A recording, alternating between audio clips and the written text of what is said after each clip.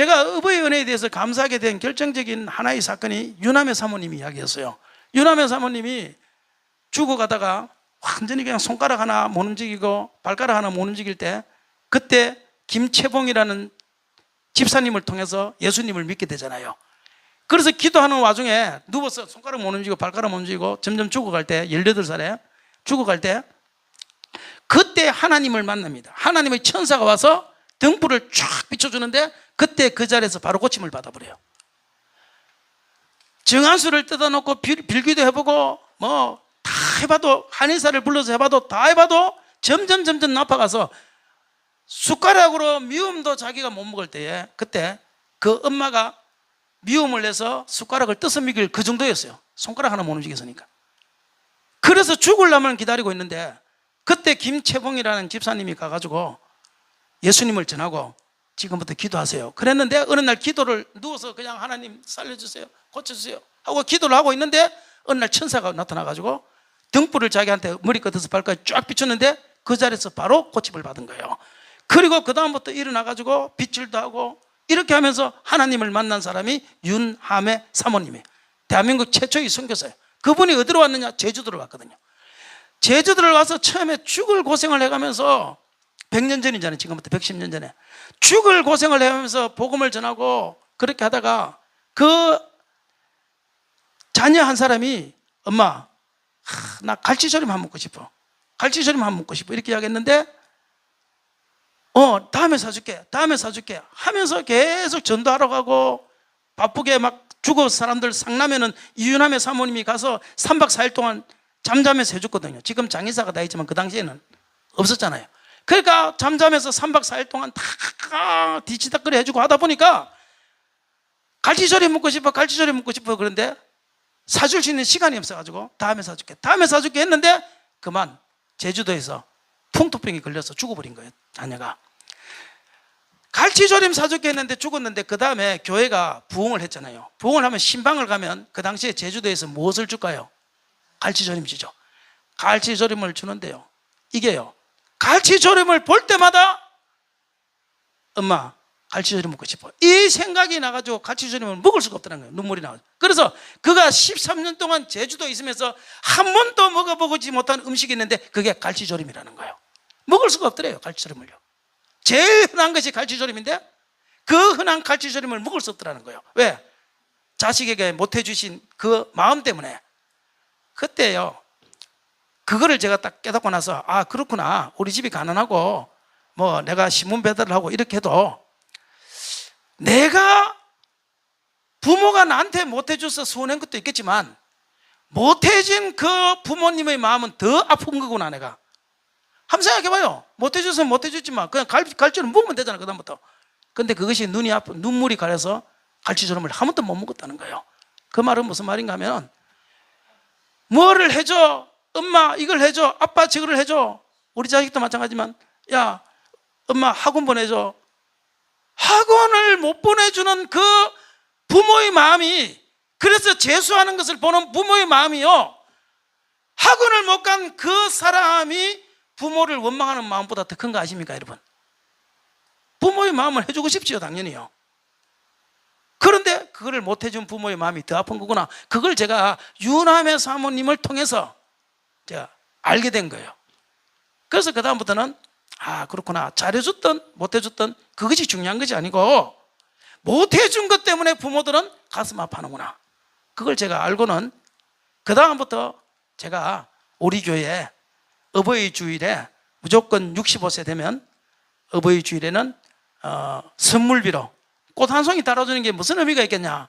차라리 뭐를 좀 사 드실 수 있도록, 그래서 우리가 5만 원씩을 드리자. 그래서 그때부터 5만 원씩을 들었지요. 그때 처음 할 때는 2-3사람밖에 없었지요. 근데 나중에 한 7명, 8명 넘어가니까 부담이 되더라고요. 그래서 제가 그때 말하기를, 우리 집사님 누구한테 제가 이야기하기로 했어요. 아무래도 65세는 요즘 너무 젊은 것 같아. 70세로 아무래도 올리는 게 맞을 것 같아요. 이게 코에 가면 코골이고 귀에 가면 귀걸이거든. 그래서 65세는 너무 젊으니까 70세를 하자. 지금도 보면 65세들 젊잖아요. 그래서 70세로 합시다 이러니까요, 그 집사님이 저보고 이런 말을 했어요. 목사님, 65세 되려고 3년을 기다렸습니다. 또 5년을 더 기다려야 됩니까? 그때 제가 찔림이 있어가지고, 아, 그렇구나. 아, 안 되겠다. 내가 좀 힘들어도 그냥 65세로 하자. 그래서 제가 그 유남의 사모님의 이야기를 듣고 제가 부모님에 대해서 그래서 다시 생각하게 되었어요. 그리고 교회에서도 마찬가지다. 교회에서도 우리 성도들이 충성하고 헌신하고 봉사하고 하나님 나라 가면 물론 하나님이 상급을 주시겠지만, 우리가 부모님이 돌아가셔도 부모님이 천국 갔는데 왜 울어요? 우는 것은 뭐냐면, 천국은 갔지만 헤어짐의 섭섭함과 그 내가 못 해준 거에 대한 그 아쉬움 아니겠습니까? 그래서 우리 아는 사람들도 보니까 어머니 무덤에 가서 우는데 보니까 왜 벌써 갔냐고, 내가 잘해주려고 그랬는데 막 그렇게 고함을 치면서 우시더라고요. 그러니까 천국은 갔지만 부모님에 대해서 내가 잘못해준, 더 잘해줄 수 있었는데 하는 그 아쉬움 때문에, 그 섭섭함 때문에 우리가 장례식장에서 천국은 가셨지만 그래도 우는 것 아니겠습니까? 우리 교회에서 봉사하고 수고하고 충성하고 같이 한솥밥을 먹고 이렇게 살다가 나중에 천국 가셨다. 그러면 천국은 가셨지요. 그런데도 우리가 섭섭해하고 아파해야 되는 이유는 뭐냐면은, 그때 내가 살아계실 때 그래도 조금이라도 우리 교회가 조금만이라도 잘해줬으면 좋았을 걸 하는 그 아쉬운 마음이 우리들에게도 있지 않겠나. 그래서 제가 그때부터 생각하기를, 아, 교회에 있는 우리가 이 성도님들한테, 특히 연세 드신 분들한테 조금이라도 우리가 잘해줘야 되겠다라는 생각을, 왜? 나중에 천국 가시는데 그때 우리 교회에서 열심히 봉사할 때 우리가 조금이라도 좀, 그때 내가 밥 한 끼라도 대접할 걸 하는 그 아쉬운 마음이 우리라고 없겠어요? 유남의 사모님도 그렇게 있어서 평생 갈치조림을 못 먹었는데, 그러니까 그 아쉬운 마음을 조금이라도 내가 없애려고 그때부터 제가 우리 어쨌든 교인들을, 연세 드신 분, 이제 얼마 교회 봉사하지 안 하고 하나님 나라 갈 수 있는 분들, 그런 분들에 대해서 우리가 조금이라도 잘 섬기자 하는 그 마음을 가지고 우리가 이것도 하고, 또 병원에 또 입원하시면, 우리가 아프신 분들 큰 수술을 하시면 교회에서 많지는 않지만 그래도 뭐 100만 원, 또 어떤 분은 200만 원, 적으면 50만 원, 이렇게 수술비라도 우리가 되어주는 이유가 뭐냐면, 그때에 우리가 섭섭함을 없애기 위하여. 그래서 지난번에 백내장 수술하신 분들, 못 받으신 분들 제가 20만 원씩 다 드렸잖아요. 우리 교회에서 백내장 수술했는데 다 보험 처리되니까 병원비를 안 내신 분도 있고, 또 안 되신 분들은 또 보험비를 내는 분도 있는데, 그러면 병원비를 내시는 분은 우리가 대줬는데 보험 된다고 해서 안 되시는 분들은 안 대주면 안 된다, 이래서 그분들까지 제가 다 대줬잖아요 그때. 그때 현금으로 다, 여러분 기억 못해도 현금으로 그때 다 들었어요.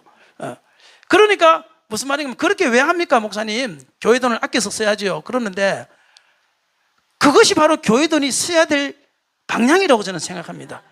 그러면 나중에 돌아갔을 때 우리가 다 한 번씩은 돌아가시잖아요. 어쨌든요, 돌아갔을 때 우리가 그래도 이렇게라도 해줬구나, 서운함과 섭섭함이, 천국 갔었으니까 좋지만 인간적 서운함과 섭섭함을 줄일 수 있는 게 뭐냐? 그것이 살아 계실 때 우리 부모님이라 생각하고 교회가 해주는 것, 그것이 좋은 교회가 아니겠는가? 맨날 애들한테만 잘해줄 것이 아니라 그 마음을 가지고 제가 8년 전부터 그런 일을 해오기 시작했다라는 겁니다. 그래서 여러분이 알든 모르든 어떤 교회보다 우리는, 그래서 때로는 어버이 주간이 되면 우리가 관광도 시켜드리고 했잖아요. 그러니까 아시든 모르시든 간에 우리 교회가 어떤 교회보다도 어버이 은혜에 대해서, 또 오랫동안 봉사하신 분들에 대해서 우리가 가장 감사한 마음을 가지고 있는 교회 중에 하나가 우리 열린문교회다라는 이 자부심을 가지고 저와 여러분이 살아가시기를 바랍니다. 그래서 우리 어버이 은혜에 늘 감사하시기를 바랍니다.